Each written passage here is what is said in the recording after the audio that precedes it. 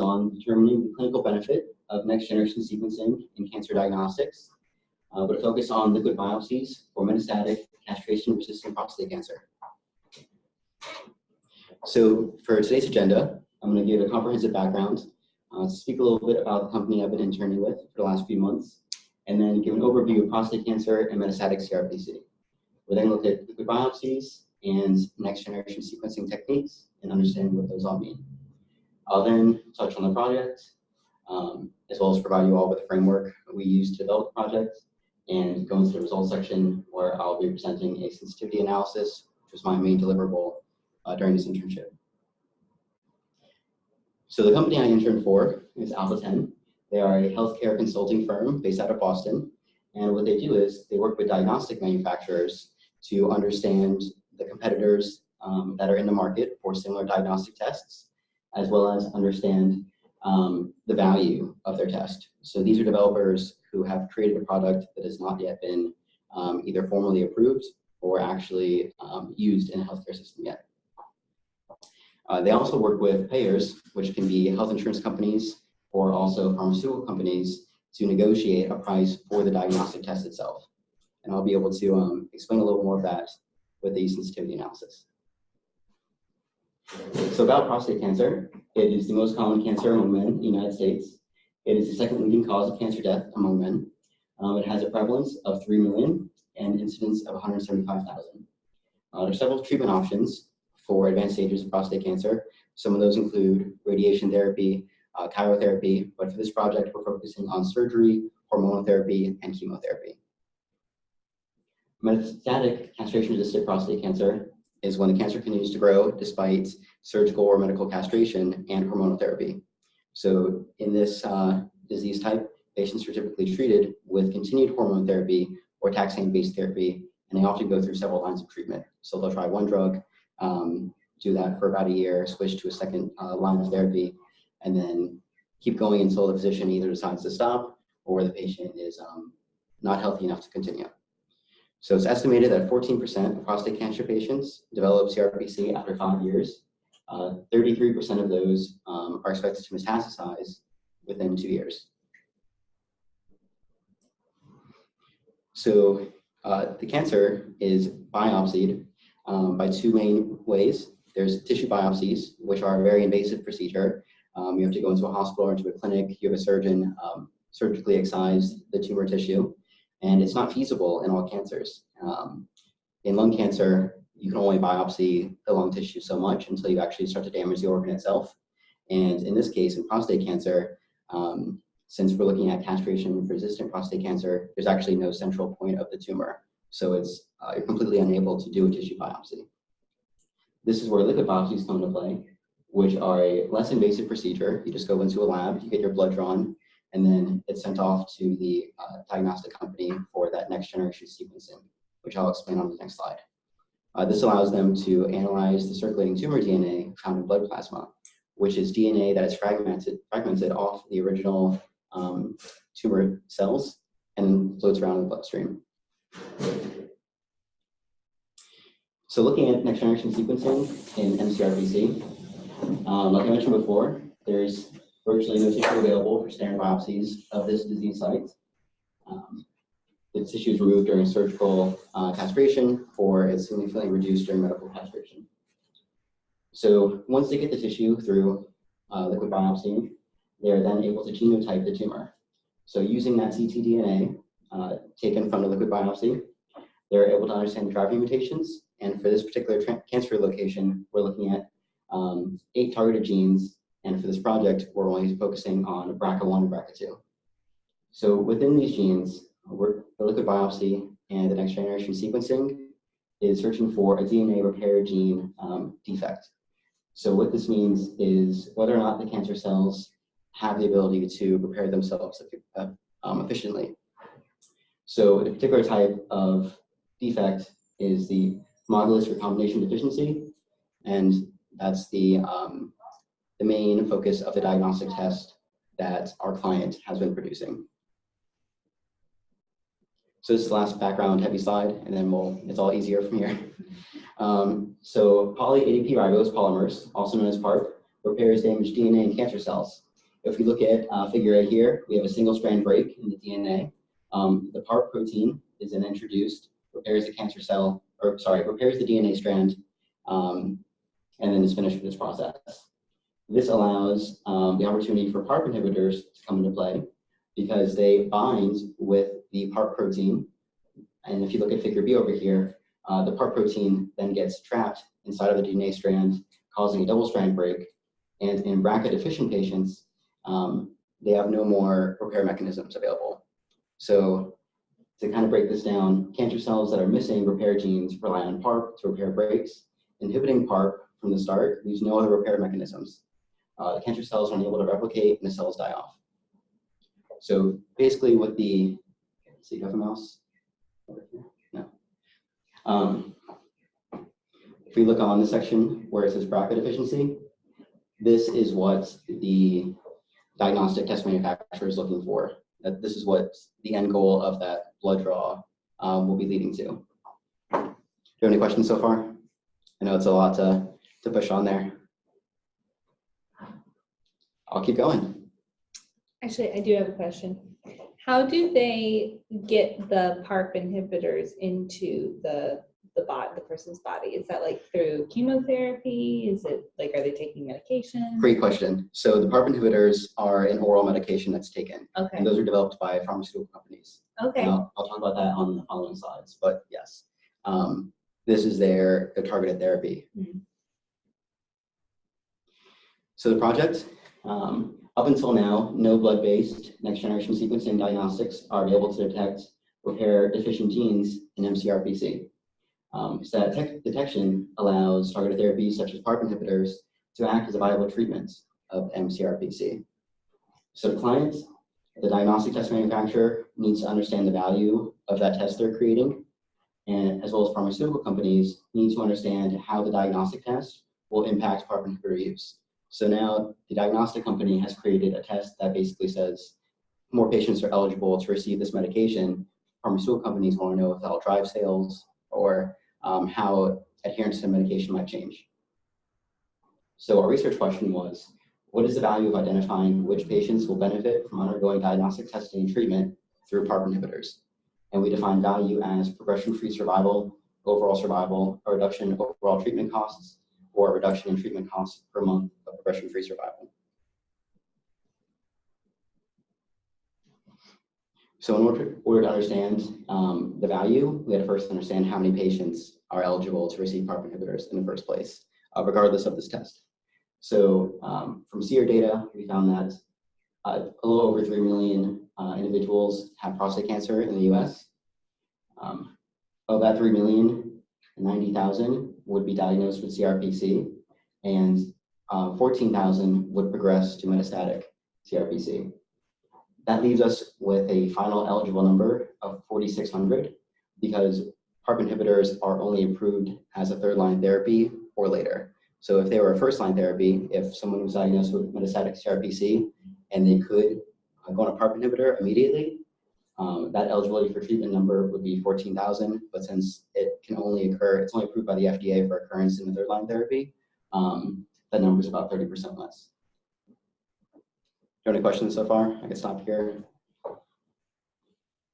Is it third-line therapy because there are like really bad reactions to it? Exactly. Yeah. Actually, no, I can't say that there's terrible reactions to the medication itself. Through a mechanism that I'm not quite sure of, I know they have to fail the hormonal-based therapy and the taxane-based chemotherapy first. Okay. So those have been on the market since the 80s, I believe. They're kind of more trusted. PARP inhibitors have just been approved for other cancers within the last 5 years, I believe. Mm-hmm. So maybe it's just kind of a new drug and they want to save it for a last-ditch effort. Sure. Yes? Value, can you go a little bit more detail on that? Like, how do you define the value? Oh, looking into the sensitivity analysis for the value. This is just understanding the patient population eligible. So further expanding on the project's framework, my last slide kind of covered these first two sections here, how many MCRPC patients are in the United States, as well as how many have either had that hormone-based therapy or the taxane-based therapy. And we'd exclude patients who received chemotherapy with platinum-based chemotherapies, just because that's what the FDA required of PARP inhibitor prescribing. So after that 4,600 number I mentioned on the prior slide was found, they're then eligible to receive that liquid biopsy, which our client is responsible for creating. But then for those who are positive for that repair gene deficiency, they're then placed on a PARP inhibitor, and they'll have a certain response rate to the PARP inhibitor itself, whether or not that medication works as a third-line therapy. For those that do positively respond to PARP inhibitors, which is about 66%, we then calculated their progression-free survival and their cost. For those that did not respond to a PARP inhibitor, they would be switched to standard of care for fourth-line therapy, where we then looked at those individuals' progression-free survival and costs. And in that HRD negative group, they would just go on standard of care as usual and incur the same progression-free survival and costs. Question. Yes. So how many different combinations did you have for standard of care for fourth line treatment? I believe there was roughly 8 different medication types approved. And I found a great article that showed the frequency of each. So it showed that 50% actually go through hormonal-based therapy first, and then taxane-based chemotherapy. About 20 years ago, that was totally different. They would usually go through chemotherapy first, then hormonal therapy. But the end number was 30% of patients would be eligible for third-line treatment. So a third of the time, those 2 treatments would fail. Answer your question a little bit? Sort of. Yeah. Good enough. All right. So I'm not going to go through this line by line, but the first part of our cost analysis was understanding the prevalence of those positive for that repair gene deficiency. And this data was obtained through the diagnostic test manufacturer.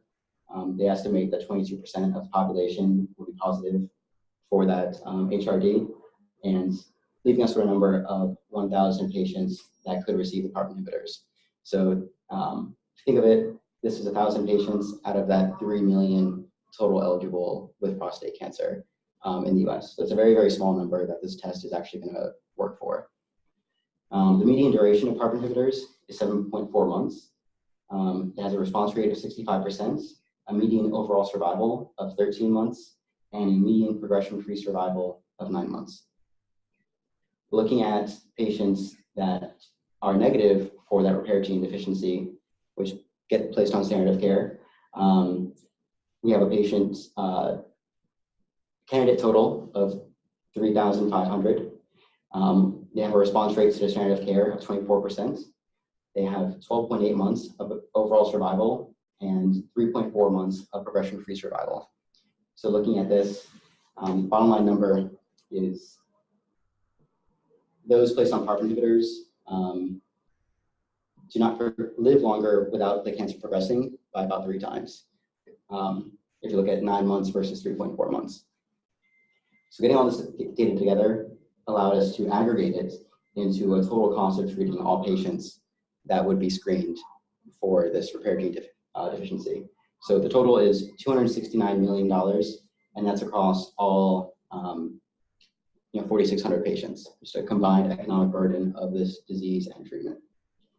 Total median survival was 21,000 months, and cost per month of progression-free survival is $12,000.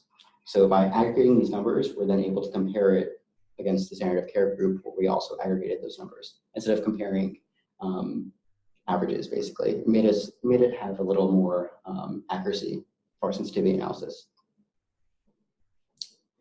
So this slide just shows the standard of care only. This is assuming the entire patient population, at roughly 4,600, would not have any diagnostic testing done. So it has the same response rates of 24%, the same progression-free survival of 3.4, and overall survival of 12.8 months. And comparing those 2 groups, the total cost of treating the entire patient population was $225 million, which is roughly $50 million less than the PARP inhibitor group. So standard of care is actually cheaper than introducing the PARP inhibitors. However, survival benefits, when you look at progression-free months of life, is $15,000 versus, I believe, $21,000 on the prior slide. And cost per month of progression-free survival is $14,000. So even though PARP inhibitors cost more, you're getting more value out of them because they're allowing patients to have more months of life without their cancer progressing. Any questions so far? Do we know anything about quality of life in the survivorship period for the two groups? That was outside the scope of the research of this project. However, there is data out there for that quality metric, especially looking at, let's see, like side effects of PARP inhibitors versus side effects of chemotherapy and hormone-based therapy. But we didn't have the ability to put that into this model. So this was the main deliverable of this internship. So on the top here, we have the cost of the PARP inhibitor, which ranges from $86,000 to $132,000. And this is per patient per treatment. So this is one patient receiving this drug for roughly 7 or 8 months. On this y-axis here, we have progression-free survival benefit ranging from 6 months to 12 months.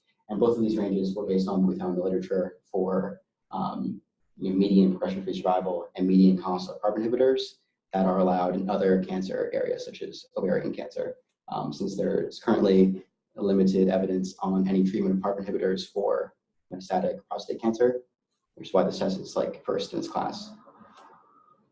So looking at the sensitivity analysis, as the cost of the drug itself gets higher, the savings or the actual loss of savings is greater. So let's say the drug costs $132,000 and a patient will only progress 6 months without their cancer further progressing. It'll then cost health insurance companies, the patient itself, $2,000 per treatment cycle. However, if the drug, the PARP inhibitor, is priced at $86,000, no matter how many months a patient lives with progression-free survival, they're actually going to accrue cost savings compared to the standard of care group. So this is kind of think of this as in a little simpler terms. Look at costs of PARP inhibitors as the price of a car, and progression-free survival benefit as gas mileage. So if your car is very expensive, you're going to want to have better gas mileage to kind of recoup the initial cost of the expensive car, versus if your car is less expensive and has great gas mileage, like a smart car, you're having a lot of cost savings there. Any questions so far?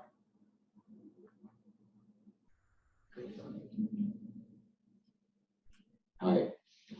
So the next sensitivity analysis is based on the prevalence of that repair gene deficiency in MCRPC versus the percent of PARP inhibitor savings that we saw on the last slide that would be paid to the diagnostic manufacturer. So the estimated prevalence of HRD of that deficiency in the population is 22% to 34%. And the value, the percent of PARP savings is what we're trying to negotiate for the test manufacturer. So basically, I'll go on to the next slide here. Let's say the drug costs $106,000 and yields 10 months of progression-free survival. Health insurance companies are saving $1,850 per treatment. Let's say the diagnostic test has a 26% detection rate, and we're able to negotiate with the health insurance company saying, hey, this test is saving you a lot of money. It's saving you $1,800. We would like 35% of that as a value of our test. We're then looking at $730 per test. So this is pretty much the end goal of the internship and the main deliverable to our client. Because the current way our health system works is that drugs like PARP inhibitors can be placed at $106,000 because they're factoring in research and development costs. The compound itself to make the drug is nowhere close to $106,000. However, the diagnostic tests that screen for patients to be able to use these drugs are only priced at cost. So currently, not by law, but by Medicare reimbursement rates, they can only charge roughly $50 to $75 for this diagnostic test itself. So we're arguing for a higher price between health insurance companies and pharmaceutical companies because we're going to enable them to have a higher market of their drug. And this price will not be reflected by patients at all. This is just negotiating that price with the payers, with the health insurance companies. So bottom line, business implications. The client is now able to negotiate with pharmaceutical companies or insurance companies for pricing based on savings. The client is able to understand the diagnostic test value relative to the cost savings of the drug. And another aspect is pharmaceutical companies responsible for making the PARP inhibitors may need to reevaluate their drug pricing. They may want to price this new drug at $86,000 versus $132,000 to reflect the most savings and higher adoption rates of that drug.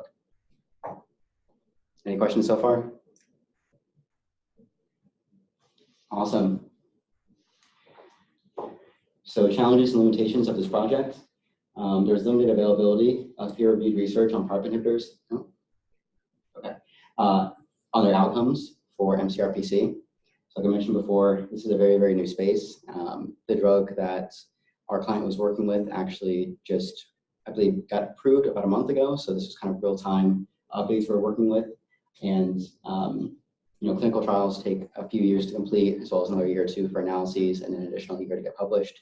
So since this is such a new space, there was very little peer-reviewed research. PARP inhibitors are only approved as third-line therapies, so there's a lesser opportunity for impact. If they were approved for first-line therapies, they would have a larger patient population eligible for that drug. We didn't find any overall cost savings. We only found savings related to progression-free survival. So back on one of those original slides, I showed that overall survival was 13 months versus roughly 12 months for the standard of care group. There was not really a significant difference between those two. However, in progression-free survival for PARP inhibitors was 9 months versus that 3 months for the standard of care. So that's the only spot we were able to find actual value. Additionally, there was no concordance on annual CRPC diagnoses or progression to MCRPC. So we found those rates, I believe it was 14% progressed to CRPC after 5 years.